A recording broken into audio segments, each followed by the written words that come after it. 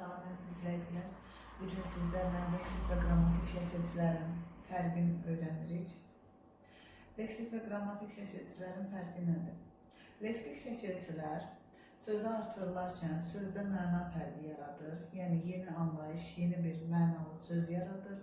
Qrammatik şəkilçilər isə sözün mənasını dəyişmir, sözün yalnız formasını dəyişir. Leksik məna bilirdik ki, müəyyən bir anlayış ifadə eləməsi, yəni sözü deyərkən ağlımıza nə gəlirsə, təsəvvürümüzdə nə canlanırsa, bu söz onun leksik mənası idi. Sözü artırılan şəkilçilər də sırf bu qaydaya əsasən leksik və qrammatik şəkilçilər olaraq iki yerə ayrılır. Yəni, sözü artırılan şəkilçi əgər sözün mənasında hər hansısa bir anlayış fərqi yaradıbsa, buna deyilir leksik şəkilçi. Yox, əgər heç bir anlayış fərqi yaratmayıbsa, yəni məna eyni qalıbsa, həmin anlayış ki var, yəni sözü deyərkən ağlınıza nə gəlirdirsə, o anlayış dəyişməyibsə, deməli o şəkilçi heç bir məna fərqi yaratmayıb, o sadəcə formanı dəyişib, yəni qrammatik şəkilçi deyil. Dənizçi, dənizçilik, məktəbli. Baxaq indi bu sözlərdə leksik şəkilçinin yaratdığı məna fərqinə baxaq. Daha sonra isə qrammatik şəkilçinin necə formanı necə dəyişdirdiyinə baxaq. Məsələn, dəniz deyəndə ağlımıza nə gəlir? Dəniz deyəndə ağlımıza o gəlir ki, yəni böyük bir su hövzəsi. Həmin bu anlayış dəniz sözünə aiddir. İkinci sözə baxırıq, dənizçi sözünə. Dənizçi sözü isə bu anlayışdan tamamilə fərqli bir anlayış əmələ gətirdi.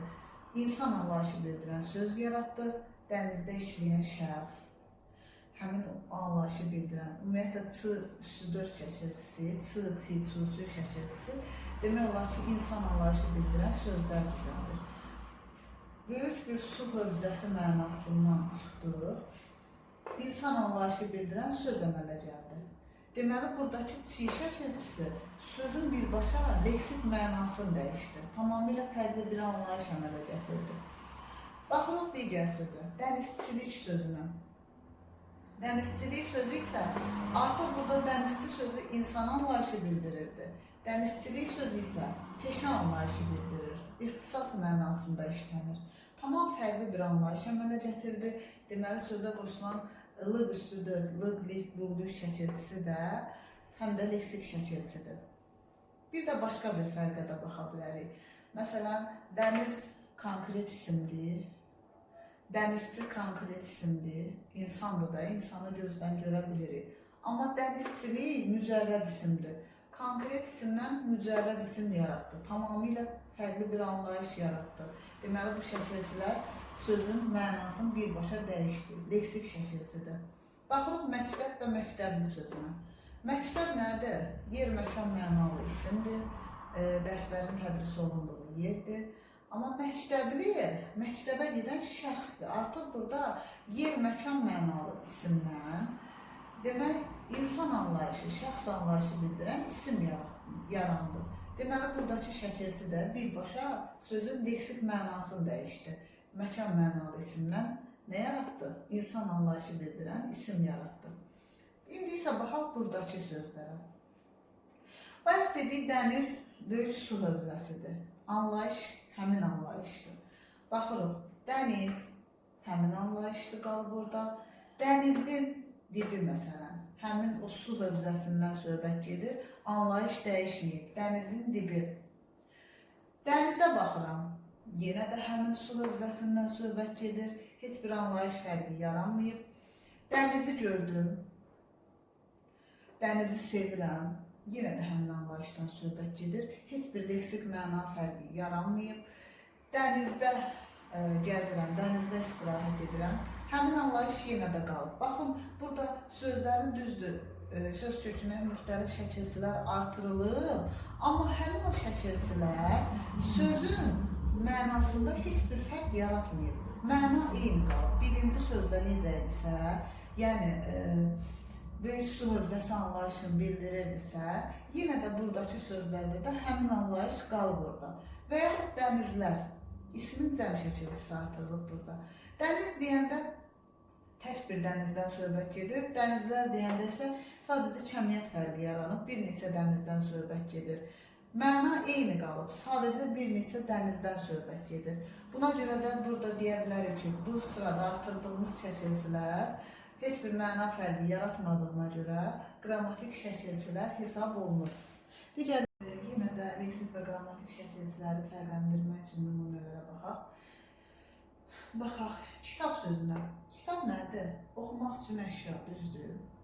Kitabça ümumiyyətlə çarçay şəkilçisi artırıldığı sözlərdə kiçiltmə mənalı isimlər düzəldir adətən. Kitabça, dəftərçə, meydança, məsələn, kitab böyükdür, kitabça kiçikdir. Dəftər böyükdür, dəftərçə kiçikdir. Meydan nisbətən böyükdür, meydança isə onun kiçik formasıdır. Deməli, bu şəkilçi kiçiltmə mənalı isimlər düzəldir. Kitabxana.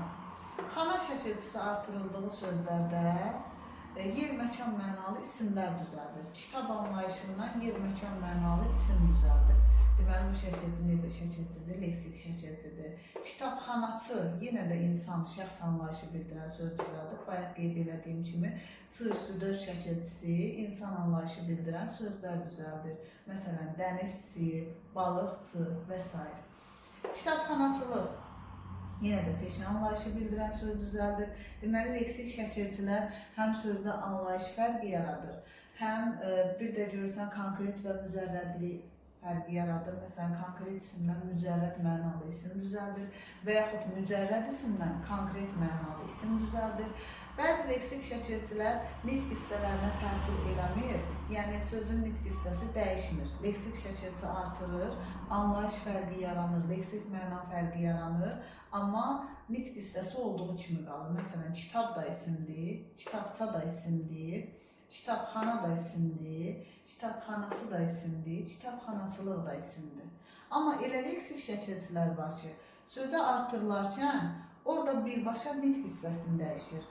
Ümumiyyətlə, nitq hissəsini dəyişən harda şəkilçi görürüksə, onu düşünmədən leksik şəkilçi kimi götürməliyik. Məsələn, yaxınlaşmaq sözünə fikir verək. Yaxın sözü sifətdir, yaxınlaşmaq feildir. Buradakı laş şəkilçisi sifətdən feil düzəldir. Deməli, leksik şəkilçidir. Yaxınlıq sözünə nəzər salaq. Yaxın sözü bayaq dediyim kimi sifətdir, yaxınlıq isə isimdir. Deməli, buradakı lıq şəkilçisi sifətdən isim düzəldir. Ağıllı sözünün kökü ağıllı ismidir. Ağıllı sözü isə sifətdir. Deməli, lıq şəkilçisi isimdən sifət düzəldir, leksik şəkilçidir. Ağıllanmaq sözünün kökü yenə də ağıl ismidir. Ağıllanmaq isə feildir. Buradakı lan şəkilçisi deməli isimdən feil düzəldir. Belə nümunələrdə diqqətli olmaq lazımdır. Bəzi leksik şəkilçilər nitq hissəsini dəyişdirə bilir, bəzi leksik şəkilçilər isə nitq hissəsini dəyişdirmir.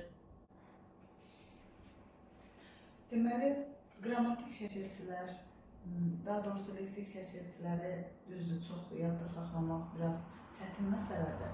Amma qrammatik şəkilçiləri öyrənərək leksik şəkilçiləri daha asanlıqla müəyyən eləmək olar. Məsələn, qrammatik şəkilçiləri tanıyandan sonra leksik şəkilçiləri söz daxilində müəyyən eləmək daha asan olur.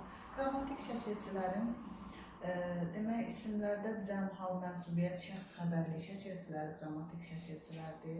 Cəm şəkilçisi larlar, hal şəkilçiləri yiyəlik, yönlük, təsirli, yiyəlik, çıxışlıq halın şəkilçisi, mənsubiyyət şəkilçiləri, isimə qoşulan şəxs xəbərli şəkilçiləri.